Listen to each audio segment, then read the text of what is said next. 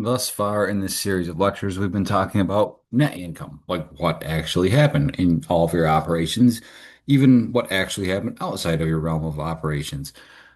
But it behooves a company to also report their comprehensive income, which is what could have happened had every possible source of adjustments to our income actually come to realization during the period.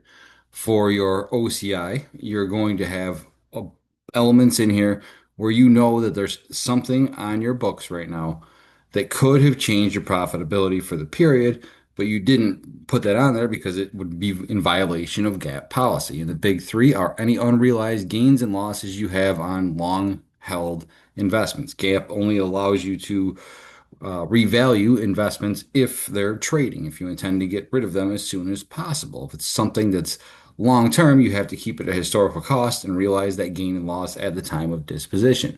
But if you know that you have this big pending gain or loss on there, while it doesn't factor into your actual net income, you can report it as part of your comprehensive income. The same is true for your foreign currency translation gains and losses. If you have a receivable or a payable that is denoted in a foreign currency and the exchange rate has changed, well, that receivable or payable isn't actually the same value in US dollars as it was at the time that you put it on the books. Like if you got a receivable for 100 million yen and the yen decreases in value greatly, you're going to get less value out of that than you originally put on the books when you put the receivable on there. And then lastly, you'll have a pension, or you could have a pension for some of your employees. In pensions, you have a bunch of pension assets that you hold onto that are used to fund the pension when you pay your employees when they retire. And those assets will also change in value. So you could have a big gain or loss on your investments related to that pension or your pension assets if it was. So, how do you report your comprehensive income? Well, you've got two different methodologies from doing that. The first is the two statement approach, where you have a statement of net income. So, on this statement, you would have nothing but what actually happened. It would be the same things that we were talking about earlier. As you can see, this is the same exact financial statement we've seen for Papini products quite a few times.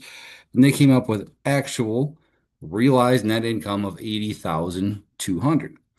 But they had some elements in here that could have changed that income had it not been for GAAP not allowing them to revalue things that are on their books at any given time. Like, for example, they had an unrealized holding gain in the period on available for sale securities. Those things are worth $6,300 more than they are sitting on the books for.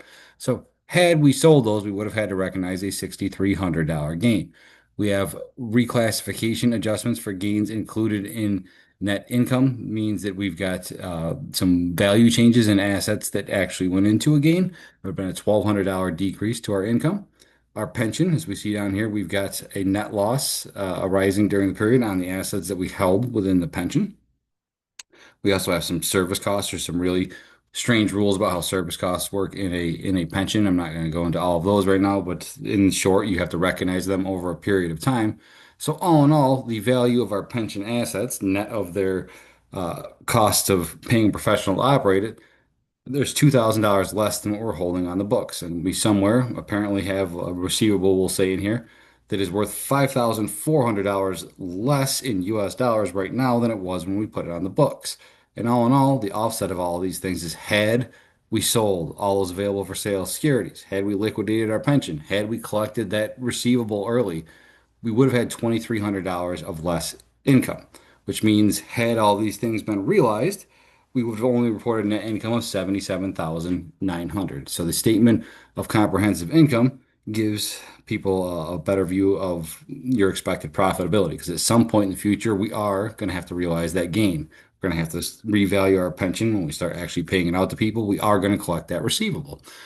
So comprehensive income is a more encompassing picture of your true financial statement that's not guided by GAAP policy. And in the two statement approach, you have the regular statement of net income. And then here you take the net income from the bottom of your statement of net income and you adjust it for all of your comprehensive income to come up with your overall comprehensive income at the bottom, two separate statements.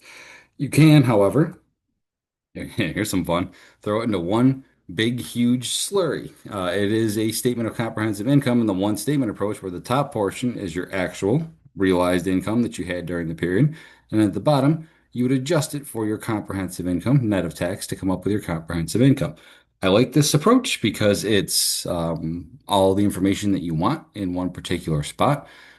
I talked about condensing line items earlier. If you're going to use this approach, you definitely want to condense some line items, or else you're going to have the world's biggest income statement, and no one wants to look at a 16-page tall income statement.